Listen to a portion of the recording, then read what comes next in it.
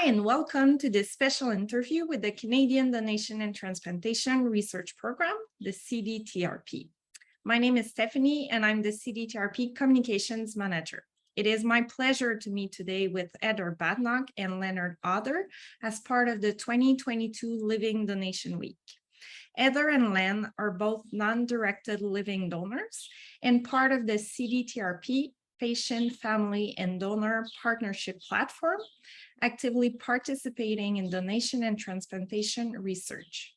They are also both volunteering at the University Health Network's Center for Living Organ Donation in Toronto, and they do know each other. Welcome, Hodder and Len. Thank you for taking the time to speak with me today. Hello. Hi, Stephanie.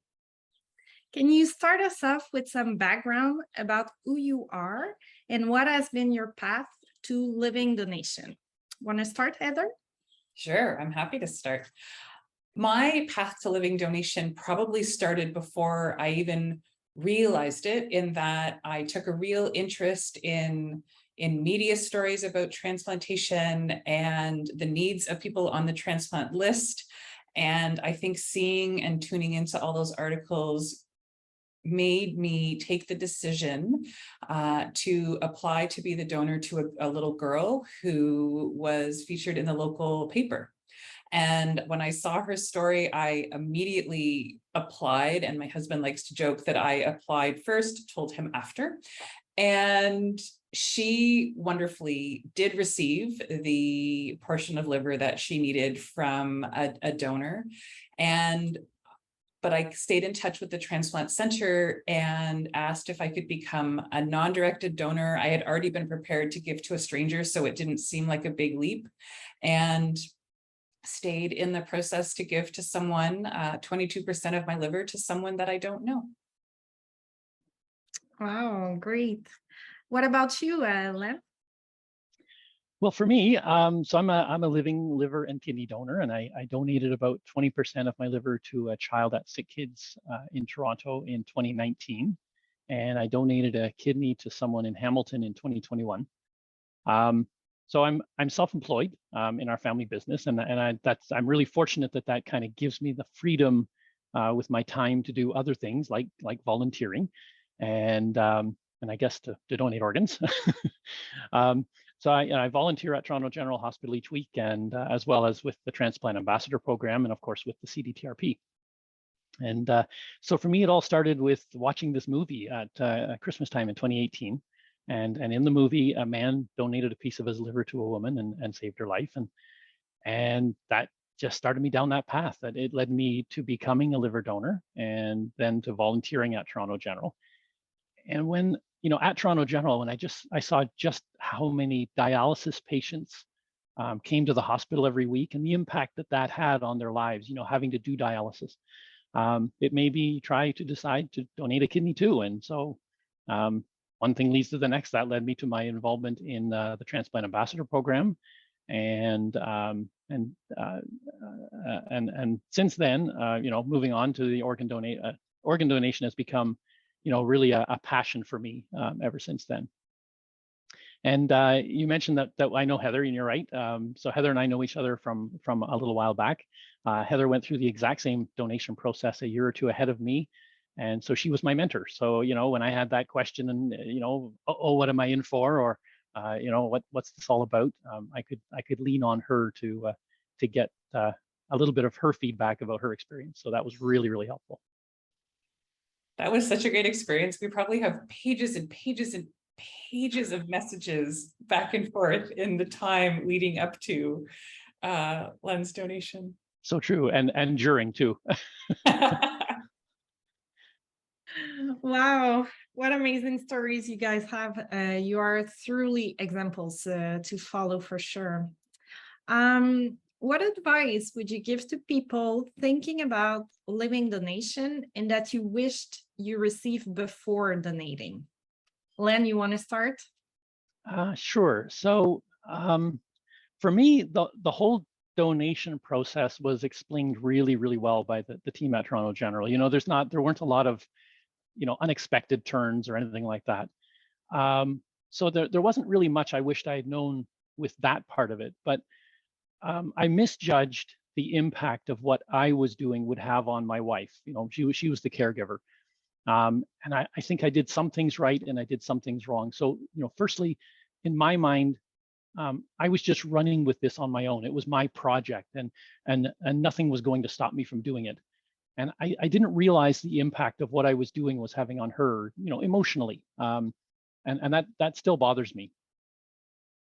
So on the other hand, I knew that I wanted to include her in what I was doing. And when I donated a piece of my liver in 2019, you know, she joined me for every doctor's appointment and every test. And I even had her there for the psychiatric assessment, you know. So she knew what to expect. And meeting my surgeon face to face, you know, she could ask her own questions, and it gave her a lot of confidence and comfort in that I was in good hands. You know, even though she was really concerned about what I was doing. You know, to prove that point, when I donated a kidney in 2021, it was during the pandemic. And that meant she was left out. You know, she wasn't able to join in on any of the meetings. And, you know, that turned out to be a lot harder on her, I think. It was a real challenge.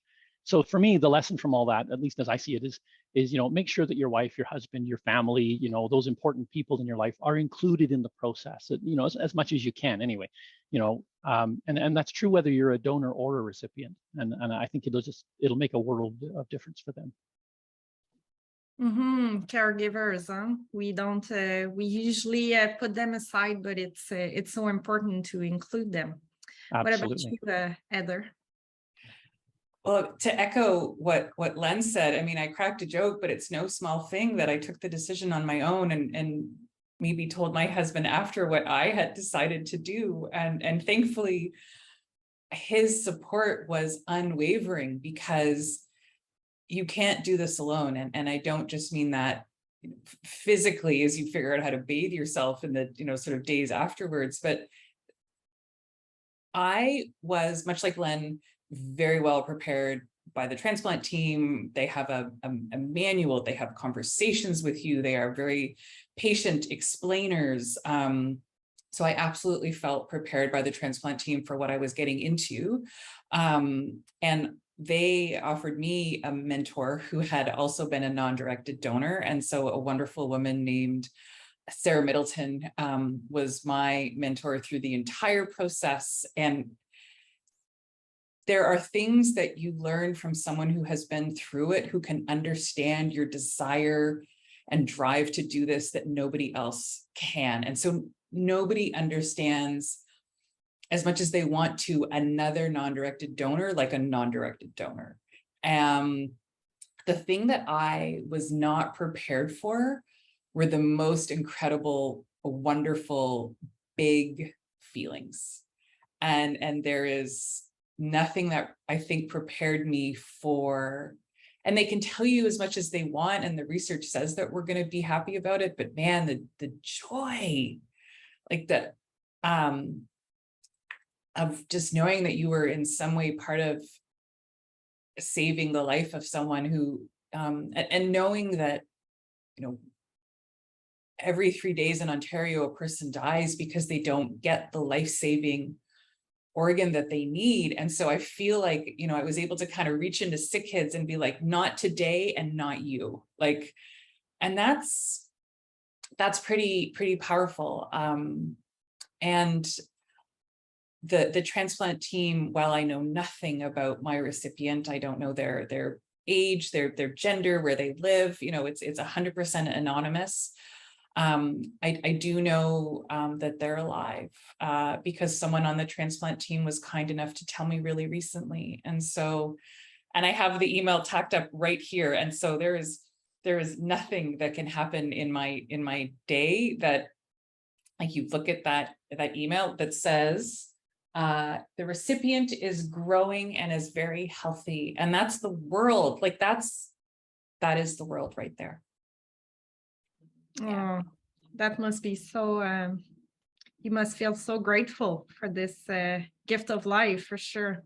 Yeah. And I'm sure also your your advice will impact others and probably resonate into people's minds also, because I'm sure there are plenty of people thinking about donating kidney or part of a liver. All right, let's move on. So since we're a research program, I'm gonna ask you, what type of research would you like to see around living donation? Want to start? There is so much excellent research happening. I think that there has been a gap that it looks like is going to be filled, a gap that that I think we as donors had seen, but that is now, I think, being addressed, is that we're followed post-transplant briefly by the transplant center and then referred back to our family doctors, which seems like a great practice and has worked very well for me. But the outcomes of donors long-term, living liver donors, is not tracked. And so if over the long term, we are more likely to encounter something, develop something, at this time that's not known. And every, the living donors that I know are doing very well. But it's nice to understand that I think that the UHN team is now tracking that much more closely. And so I'd be very curious to know down the road what the outcomes are from that. And then if I can, talk about another piece of research, there is, so I provide peer support to patients on the transplant list, and that often includes helping them spread the word to find a living donor. And this connects really closely to what I do professionally, which is I'm a communication strategist. I do, social media and media relations, and I have for 20 years. And so this links in really well to a desire to help more people find donors. So I counted before the session today, and I've helped so far 24 people spread the word to help them find living liver or kidney donors. And I have a goal of trying to help save 100 lives. And so there is quite a bit of research into the disparities and the inequities that people face around finding living donors. And so to better understand how to address that, how to overcome those inequities that are not exclusive to the transplant system. These systemic inequities exist across society. Barriers exist across society to racialized people, to people with low income, to people who may have unstable housing. And so to see that research continue and to help find solutions is really significant and life-saving. Thanks, Heather. And what about you, Len? What type of research would you like to see around living donation? Yeah, for me, it's a bit of a harder question because I'm really not directly involved in any research. As a donor, I'm more of a patient partner, of course. So it's a harder question for me to answer. But so I'm going to cast a fairly wide net in my answer. I know people struggle for years in many cases waiting for a transplant, whether that's a liver, a kidney, heart, lungs, whatever. So a focus for me, and the main reason that I'm involved with the CDTRP, the Transplant Ambassador Program, and Toronto General, is ultimately to get people off the transplant wait list. So, from a living donor's perspective, we need to increase the living donor rate to encourage people to step up and share their spare, or and to increase the utilization of deceased donors. Why is Spain a world leader in organ donation rates? And I know Canada has improved over time, but as long as there's a wait list, there's room to do better. And so it's always about what more can we do, or what else can we learn from other donor programs around the world. And so, I know from as far as research goes, that's not very specific, but that's where I see the greatest overall benefit coming from. Yeah, we often talk about Spain and how they were able to. I think it comes to communications, just like Heather said. Like, I know that they have they have good relation with the media. So this donation rates increase because there is trust in the public, and those are very interesting insights. So thank you so much, Heather and Len, for your precious time. It was truly an honor to sit with you and hear about your amazing stories and always relevant viewpoints. Do you have any final words you would like to share with our listeners? Heather? Great question. I think it's kind of fitting that Len and I are doing this podcast together, because I think that my biggest advice and what has been tremendously valuable for me has been connecting with other living donors. And that holds true for someone considering living donation and they just want to talk to someone who's done it to learn more, or someone who's in the process and wants to feel connected to a group of people who know exactly what it's like, or the post-donation feelings that are powerful and take time to process. I think those connections are really invaluable. So get connected when the transplant team offers you a mentor. That would be my advice. And Len, final word? Sure. I've seen firsthand how a transplant changes lives.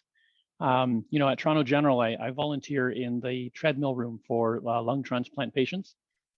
And I've seen a lung transplant patient go from barely being able to breathe to getting a transplant.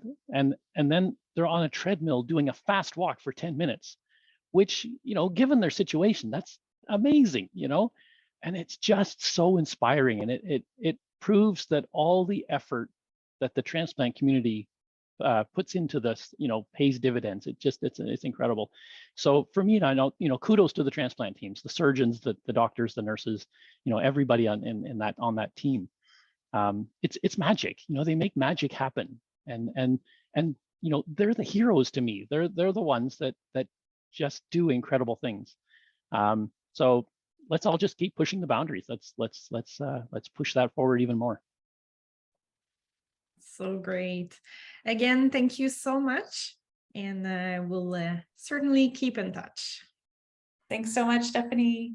Thank you. It's a pleasure.